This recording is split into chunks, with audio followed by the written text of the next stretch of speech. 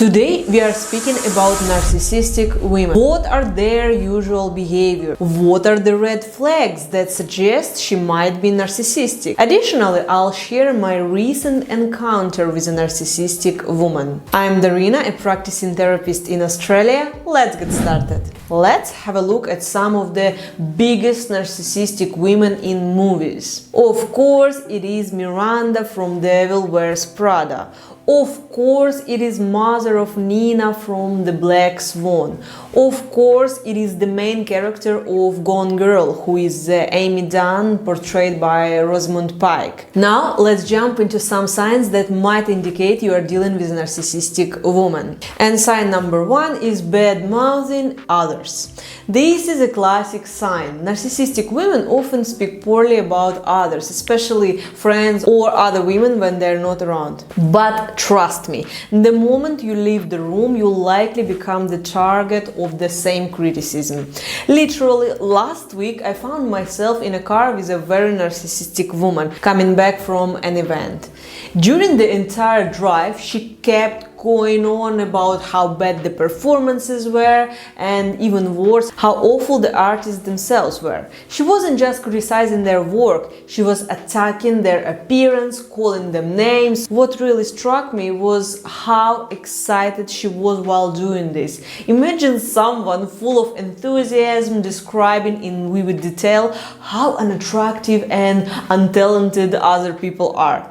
It was just mind-blowing. And at one point I actually said something. I told her, "Can you stop? Please, I just cannot hear this anymore. It's disgusting." Her response was, "Oh, what's the big deal? They're not here to hear it anyway." That response told me everything I needed to know. By insulting others, narcissistic woman lifts herself up. When she calls someone ugly, she believes it makes her look more beautiful. When she criticizes someone's talent, she probably, in her wildest dreams, imagines that if she was on the stage, everyone would be in awe of her greatness. And sign number two is focus on herself. Conversations with a narcissistic woman almost always revolve around her. If you find that every interaction feels like it's about her and she's never really interested in your life, you might be dealing with someone who has narcissistic traits. And what's more, she has this almost magical ability to flip the conversation back to herself, no matter what you say. So you'll start to share your story and suddenly it's, "Oh my god, me too," and then the focus is right back on her. They genuinely do not care about you, and if they pretend to care, it's only because at the end of your allowed 4.5 minutes they can swoop in with a witty comment or resolution for your problem that makes them feel superior. Or they can listen to your struggles and after be like, "Oh well, I told you." I think no one would like "I told you" comment. Some narcissistic mothers behave like this too. On the surface, it might look like they care about their children and their successes, but in reality, it's all about how they look in the eyes of society. Their children become trophies to be shown off to friends and family. It's all about them, how they appear to the outside world. By the way, guys, if you're getting value from this video, please hit the like button and subscribe to my channel. It really helps me as a new creator to develop this channel. And sign number three, lack of empathy.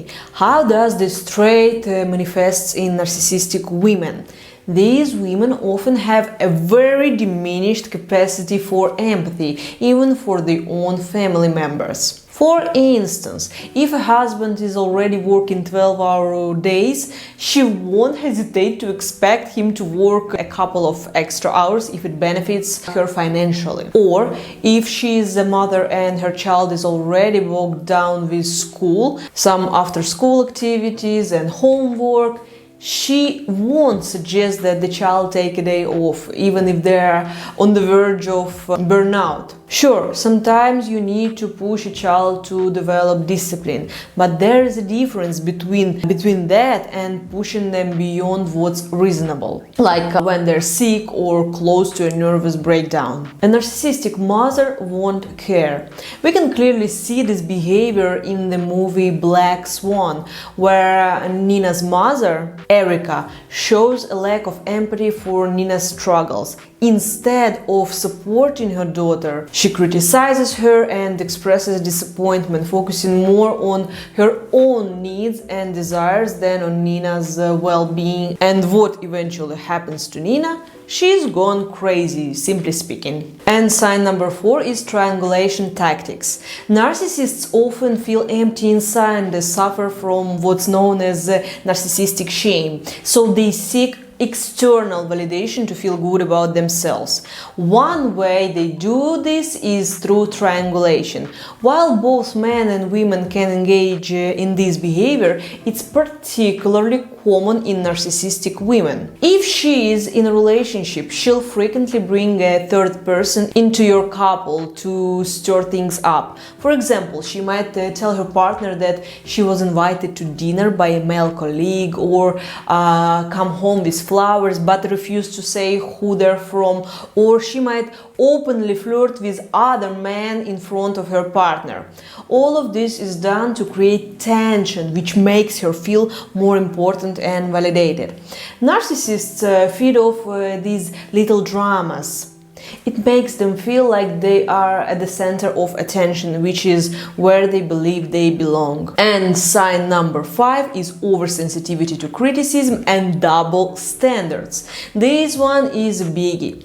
Narcissistic women can criticize others all day long, but the moment someone criticizes them, even in the gentlest way, they'll fly off the handle. It's a complete double standard. For example, if you walk into the room and don't immediately comment on her appearance, she might say, "Why didn't you say anything? Can't you see I did something new with my hair?" for example.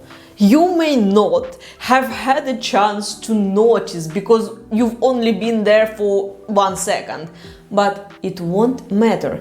It's not the usual playful, "Hey, did you notice my new haircut?"